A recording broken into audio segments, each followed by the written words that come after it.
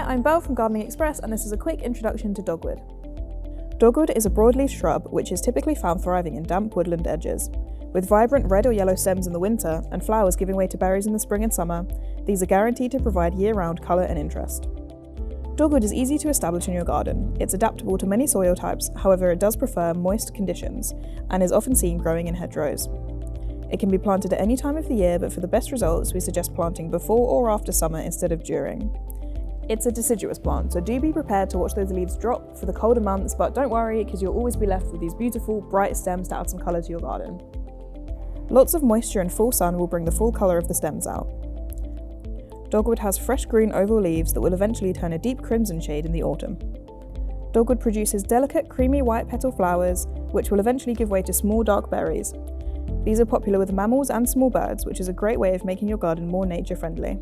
The red on the twigs may turn grey and smooth in the warmer months, but don't worry, this is perfectly normal and not a sign of disease.